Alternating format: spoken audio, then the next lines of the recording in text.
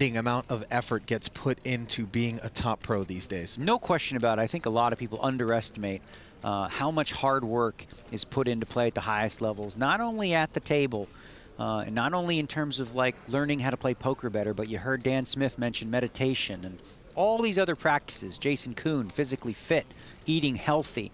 Bryn Kenny, taking pills and stuff like that. You got a wide spectrum of preparation tactics amongst the pros, but they're all taking it very seriously. So if you're running bad, just put down the bacon cheeseburger. Okay. 9-5 tray, 2 diamonds. Big Al's flopped himself a king-high flush draw against an overpair, and we could see some fireworks here. Well, what we've seen so far from Big Al when he has a draw is he's willing to put chips in the middle. You know, Putra's got an overpair. He's more than willing to get it in on this flop. But this time, Big Al elects to just call and try to hit it. Well, he does pick up added equity courtesy of an open-ender on the turn. Yeah, he can catch a king. That would work. A diamond, deuce, or a 7. A lot of outs. Putra still got to feel good about having the overpair. He's targeting DeCarlos, hoping he has something like 9-10, 9-jack. Wants to get value from a hand like that. 325 is the bet. Big Al's, of course, going to call with this monster draw he's got. Pretty interesting stuff going on the turn here. Heading back to pre-flop and the flop, everything feels pretty standard, although you could argue that DeCarlos could raise on this flop. He has a slight or significant range advantage depending on how you look at it. It really depends on if Putra is betting his whiffs or not. Right. But if you want to hear a big debate about that, check out our podcast. Let's talk about the turn because it feels like some mistakes were made on the turn, Jonathan. It really does. First of all, DeCarlos checking seems fine. That doesn't feel like a mistake. Putra deciding to bet with queens here is a little bit of a surprise to me. This 6 of clubs squarely hits DeCarlos's range, the one that called on the flop. Like, he makes a lot of 2 pairs. He makes some straights.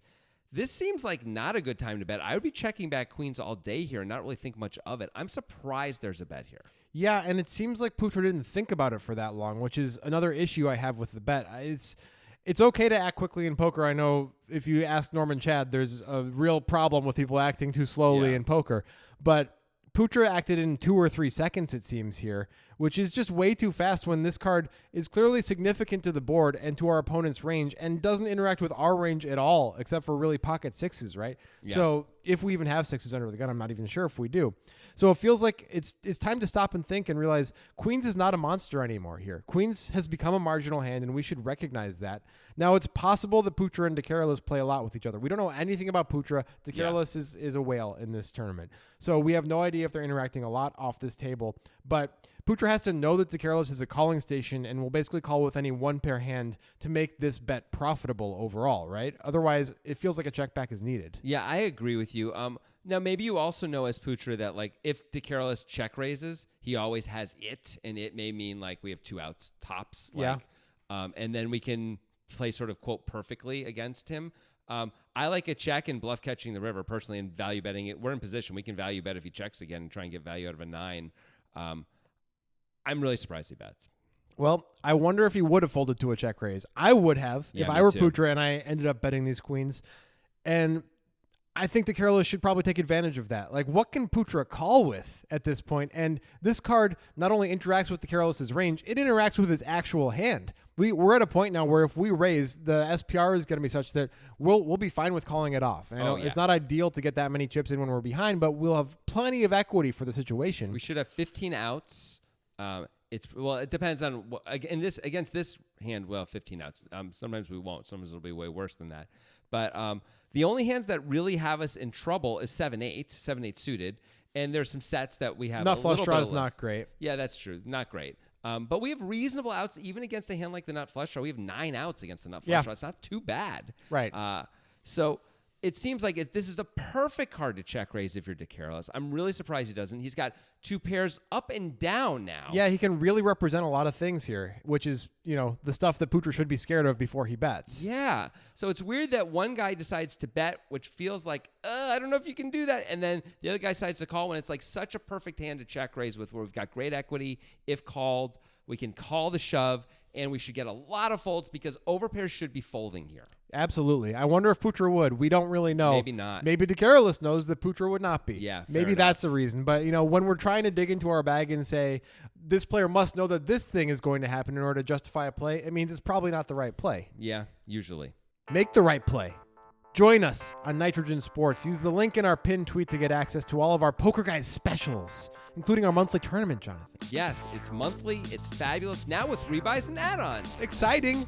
Get in there. Use the link in our pinned tweet, you fools. Get you some poker. Over $1 million chip pot, and on the river, Big Al gets there while Putra hits top set. Yes, he gets there and gets there in a big way. Putra, it's going to be difficult for him to get off of 3 queens. 500K is the bet. Putra's like, wow, I just made 3 queens, but I'm not so sure I'm happy about it. I think Big Al choosing to lead out here is going to cost Ferdinand less than it might have had Big Al checked. Yeah, I'm not so sure. You get check raised there by Big Al. You got to think it's a flush. Oh, my goodness. Ferdinand mucked. Unbelievable. Well, I don't know. It kind of looks like Putra maybe did it right. We didn't like the bet on the turn, but he was putting money in ahead and he folded when he was behind. Isn't that what people always used to say in like 2008 whenever they did that and they'd be so proud of themselves? I feel proud of when I do that now. I think that's pretty good, Do you exclaim man. it to the table every time? Not every time. Do you tell the guy next to you when you folded 2 pair if it was like 9-4 off and you were under the gun? Do you do that? Yeah. Good. The thing is, you might not know this. That guy actually really wants to know that. Yeah. That's really good. I know. He sleeps better that night. People like talking poker with me, Grant. Yeah, 9-4 off. Great. Anyway, let's talk about these things. Okay. We don't like how DeCarolis played this hand up until this point, but in my mind, it feels necessary to lead on this card. It seems like almost everything in the world that we're beating is going to check back on this river, unless we get the miracle where Putra has Jack 10 of diamonds, which is basically his only weaker flush based on the board. I mean, it's clear that that's not entirely true, right? Like Putra, with the hand that he has, were we to check, is going to Probably going to bet, yeah. It's possible Putra, since he bet the turn, is going to go for some thin value with kings and aces as well, but he really might not. And even if he did, he's probably going to bet a whole lot less than even this 500K. And right? it's not reasonable to expect a check raise to get called very often course either by a worse hand. By a better hand, for sure. It's going to get called. almost every worse hand's going to fold. Right. So maybe it seems like we should set our own price and bet, which is why I like a slightly bigger bet than this. But, that's splitting hairs at this point. It's fine. Sure, Nearly half pot. Fine. Good enough. I mean, this should work, right? We end up betting less than half pot. Putra's got top set. Like, we should get paid if we're DeCarolis, But we right? didn't get paid. Why? And it looks amazing from Putra's perspective. It looks like he does. made an elite play. It does. But did he make a mistake? And once again, it's going to be that annoying thing that we just did on the turn where we're like, well, if you really know the guy, then it's okay. But if you don't really know the guy, maybe you need to call here. I think that's right, Because though. it does look amazing. That's but not annoying. That's poker strategy. it's true. It's If important. if Putra and DeCarolis play all the time, Putra knows DeCarolis. He knows DeCarolis can only have a flush here. Then yes, folding is fine. We're talking about when you deviate from GTO to go into exploitative play. That's exactly, that's the heart of poker. That is the It's heart of beautiful. poker. It's not annoying. So yeah, in the end, like the question is DeCarolis the kind of guy who's only going to lead a flush here? And I think if you don't know, you can't assume someone's only going to lead a flush here because they might lead 2 pair. They might lead a worse set. They may have slow played straight on the turn. We wouldn't think very often, but at least a little bit, and now be leading because they think you're just going to check back your aces and want to get some value. So you can't automatically fold queens if you don't know anything about the player. Right. The thing about distribution is that it's not only used to help you stay out of trouble by not overfolding or overcalling, it can also kind of have these benefits on the side like, oh, I'm calling with my better hands, which means sometimes even when it feels like I beat no value, I actually beat value because this guy isn't thinking about poker the same way I was thinking about it, and it wasn't actually possible for me to think in that way. Yeah. And therefore, I won kind of by accident. Thank you, GTO. Right. Now, so it's possible that Putra makes a mistake and folds because he's just folding because he sees the flush in the lead and he's not thinking deep enough about this type of stuff. Or he plays with DeCarolis enough, or he's seen DeCarolis enough in this tournament, this $1 million, the biggest tournament of all time, to be clear, biggest buy-in, biggest prize, that he knows DeCarolis is just too careful and would not even lead a set here. Yeah, And which if is that's true, fair enough. It's quite possible, but generally, if you don't know anything about DeCarolis and your Putra, you kind of have to make this call even though it feels icky because you just don't know what you don't know. And in those cases, you have to use distribution. And this might be the 5th best combo in our distribution.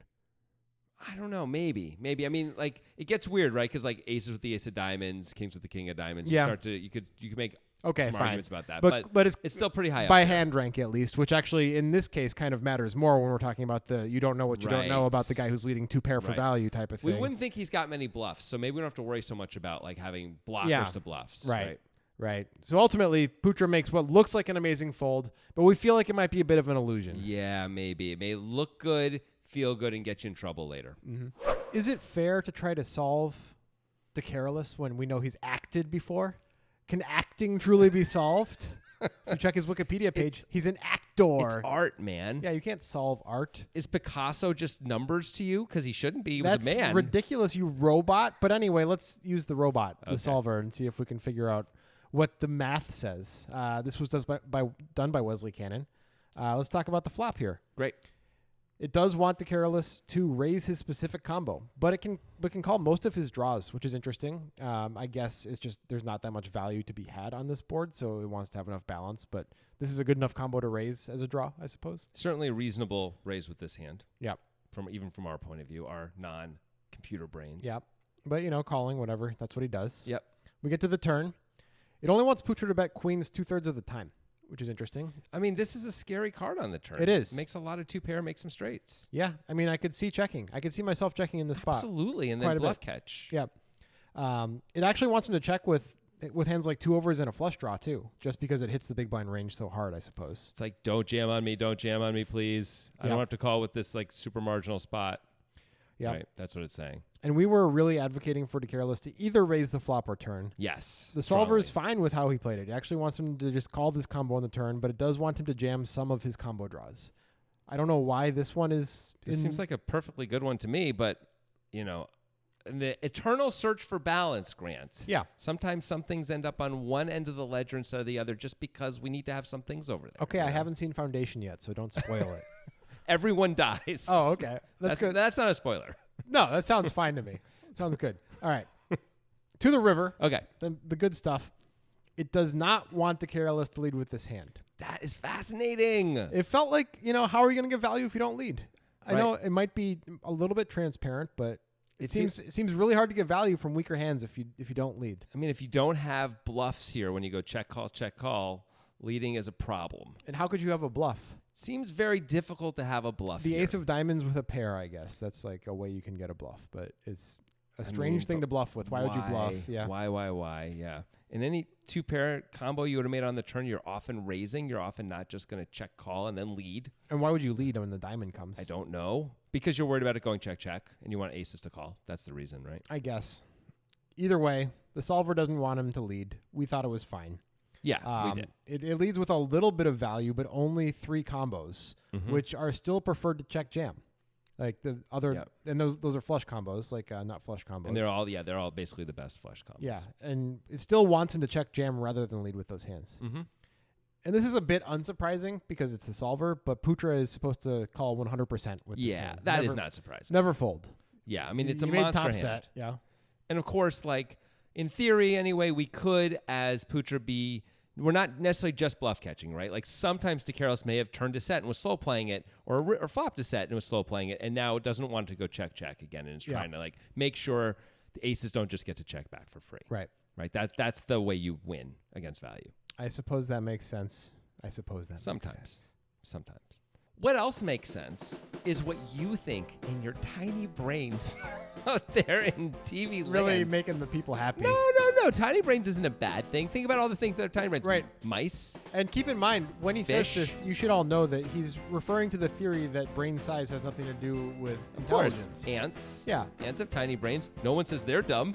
Nope, nobody says that. Who goes after ants? You wouldn't dare. There are No. so many. But I'm not going to ask the ants. I'm not going to ask the mice what they think about this hand. I'm asking you guys out there in TV land what you think about this hand. Mostly about the river play. We think both decisions are at least interesting. The solver doesn't really agree with either one. Doesn't want the careless to lead, although we thought that was fine. It certainly wants Putra to call on the river. We thought it was an interesting spot, at least. Yep.